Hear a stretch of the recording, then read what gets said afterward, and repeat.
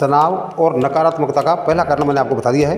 तनाव और नकारात्मकता का दूसरा प्रमुख कारण है जीवन में किसी स्पष्ट अर्थ या उद्देश्य का न होना। इसका मतलब है कि ऐसे स्पष्ट लक्ष्य न होना जिनके प्रति आप समर्पित हो। बिजनेस में तनाव का प्रमुख कारण खराब समय प्रबंधन है, जो लगभग हमेशा लक्ष्यों और प्राथमिकताओं के बारे में स्पष्टता की कमी से पैदा होता है। अगर आपको यही पता नहीं है कि आप क्या हासिल करने की कोशिश कर रहे हैं, तो आप अपने समय का असरदार और कुशल प्रबंधन नहीं कर सकते और योजना भी नहीं बना सकते। आप जिन दुखद समस्याओं का अनुभव करते हैं उनमें से 80% इसलिए पैदा होती है क्योंकि आप इस बारे में स्पष्ट नहीं होते कि आप कहाँ जा रहे हैं और क्या हासिल करना चाहते हैं। प्राय एक प्रमुख निश्चित उद्देश्य चुनने का काम और उसे हासिल करने की योजना बनाना ही आपको नकारात्मकता की उस भावना से बाहर खींचने के लिए काफ़ी होता है जिसका अनुभव आप लक्ष्य की गैर मौजूदगी में करते हैं। एक पुरानी कहावत है जो विचित्र लेकिन सत्य है, उत्साहहीन महसूस कर रहे हैं तो सूची बनाएं। बस ऐसी चीज़ों की सूची बनाएं जिन्हें आप एक साल में हासिल करना चाहेंगे। बस इसी काम से आप रोमांचित हो जाएंगे। आपके ब्लड प्रेशर और आपके दिल की धड़कन तेज़ हो जाएगी। आप ज़्यादा चौकस और जागरूक बन जाएंगे।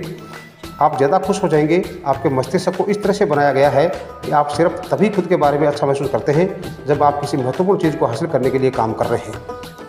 तनाव और नकारात्मकता का तीसरा प्रमुख कारण है अपूर्ण क्रम। हम सभी के भीतर अंत का आवेग या पूर्णता की आकांक्षा होती है। हम तभी खुश और संतुष्ट महसूस करते हैं जब हम कोई काम पूरा कर लेते हैं या लक्ष्य हासिल कर लेते हैं। दूसरी ओर जब हम कोई चीज़ अधूरी छोड़ते हैं तो हम दुखी और तनावपूर्ण महसूस करते हैं। काम अधूरा छोड़ने या उसे सिर्फ थोड़ा बहुत करने से आपकी ज़िंदगी में ज़बरदस्त तनाव पैदा होता है। किसी को काम अधूरा छोड़ते देखना भी तनावपूर्ण होता है। एक प्रसंग पर गौर करें। एक मशहूर कोर्टरूम वकील को पता चलता है कि उसके मुवक्किल को दोषी करार दिया जाएगा और सज़ा दी जाएगी। वह फैसले के दिन बड़े श्रृंगार के साथ आता है। जब सरकारी वकील जूरी के सामने आरोप पक्ष की दलीलों का सारांश बताता है तो अभियुक्त का वकील अपना श्रृंगार धोखने लगता है और राख बढ़ने लगती है। जब राख बिना गिरे बढ़ने लगती है तो जूरी के सदस्यों का ध्यान राख पर केंद्रित होने लगता है। फिर वकील उस श्रृंगार वाले हाथ को हिलाकर आपत्तियां करने लगता है ताकि श्रृंगार हवा में हिलता रहे। थोड़ी ही देर में पूरी जूरी की आंखें उस बढ़ती हुई राख पर जम जाती है और वे सब सरकारी वकील की बात पर ध्यान देना छोड़ देते हैं। जब सरकारी वकील की बात पूरी हो जाती है तो वकील अपना श्रृंगार एस्ट्रे में रख देता है और फिर जूरी के सामने बचाव पक्ष का सारांश प्रस्तुत करता है। इसके बाद कई मामलों में जूरी अभियुक्त को निर्दोष करार देती है। जूरी के कोर्टरूम से जाने के बाद वकील श्रृंगार के बीच लगा लंबा पतला तार हटा देता है जिसे उसी ने वहाँ पर लगाया था। इस तार ने 3 इंच राख को पकड़ रखा था। इस बात में कोई शक नहीं कि उस तार ने उसके कई मुवक्किलों को सजा से बचाया था। राख को देखने का तनाव जूरी के सदस्यों के लिए इतना ज़्यादा था कि वे सरकारी वकील के पेश किए गए आरोपों का सारांश सुनने में असमर्थ थे। इसी तरह किसी अपूर्ण कार्य के तनाव से आपका ध्यान पूरी तरह भटक सकता है। इसकी वजह से आप ज़्यादा लंबे समय तक किसी चीज़ पर ध्यान केंद्रित करने में अक्षम हो सकते हैं। आप लगातार उस अधूरे काम या स्थिति के बारे में ही सोचते रहते हैं। टालमटोल अपूर्ण कार्य का सबसे आम उदाहरण है। जब भी आप टालमटोल करते हैं, खासकर महत्वपूर्ण कामों में, तो आपको तनाव महसूस होता है और काम या जिम्मेदारी जितनी ज़्यादा महत्वपूर्ण होती है तनाव उतना ही ज़्यादा होता है और आपकी मानसिक शांति उतनी ज़्यादा भंग होती है। यह तनाव शरीर में अंततः अनिद्रा, नकारात्मकता और चिढ़ जैसी प्रतिक्रियाओं में प्रकट होता है। अपूर्ण काम का समाधान है किसी काम को शुरू करने के बाद उसे तब तक करते रहना जब तक कि वह पूरा न हो जाए। इसमें प्रबल आत्म अनुशासन की ज़रूरत होती है। किसी काम को पूरा करने का पुरस्कार यह है कि आपकी ऊर्जा, उत्साह और आत्मसम्मान फौरन बढ़ जाता है। काम पूरा होने से आप बेहतर और ज़्यादा सकारात्मक महसूस करते हैं। इससे उस दबाव में फौरन राहत मिलती है जिससे आप तब अनुभव कर रहे थे जब अपूर्ण काम आपके सिर के ऊपर तलवार की तरह लटक रहा था। अधूरा संबंध। अपूर्ण कार्य का एक और रूप अधूरा संबंध है। अधूरा संबंध वह व्यक्तिगत या व्यावसायिक संबंध है जो अब भी आपके सिर के ऊपर तलवार की तरह झूल रहा हो।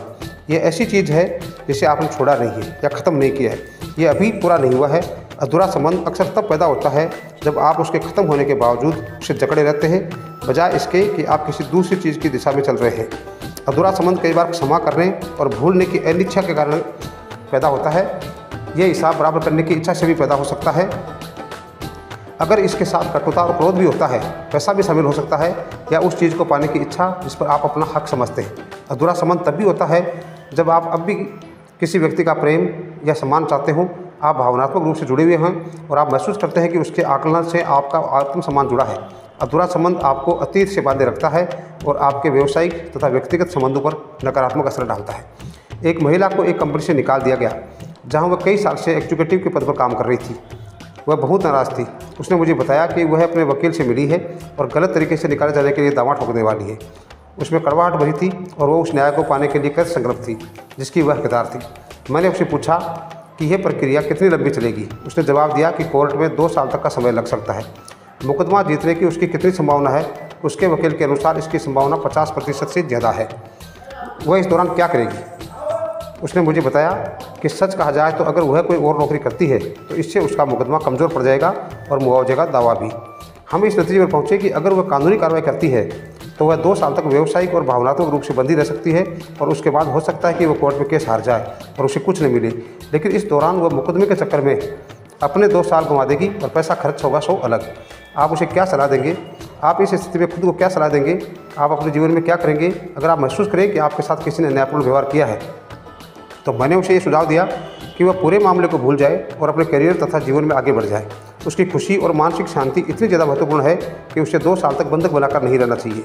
वह अधर में लटकने की भावनात्मक अवस्था में रहेगी और इतने समय तक कष्ट उठाने के बदले में मुआवजे की कोई भी रकम काफ़ी नहीं है। वह स्मार्ट भी थी और समझदार भी थी। उसने मुझसे कहा कि वह इस बारे में सोचेगी। बाद में मैंने सुना कि उसने कानूनी कार्रवाई करना छोड़ दिया है। उसके कुछ समय बाद मैंने अखबार में पढ़ा कि किसी दूसरी कंपनी में एक वरिष्ठ पद पर उसकी नियुक्ति हो गई है। जब मैंने कुछ सप्ताह बाद उसे देखा तो वह बहुत ही खुश थी। आपकी भावनाओं पर किसी का भी नियंत्रण तब तक नहीं हो सकता जब तक कि आप उस व्यक्ति से कोई चीज़ न चाहते हो। कोई व्यक्ति आपको दुखी या नाराज़ महसूस नहीं करा सकता जब तक कि आप उससे कुछ न चाहते हो, चाहे प्रेम, सम्मान, पैसा या बच्चों की सुपुर्दगी हो। जिस पल आप फैसला करते हैं कि आप सामने वाले व्यक्ति से कुछ भी नहीं चाहते, उसी पल आप संबंध खत्म कर देते हैं। आप दोबारा आज़ाद हो सकते हैं, दोबारा आज़ाद हो जाते हैं।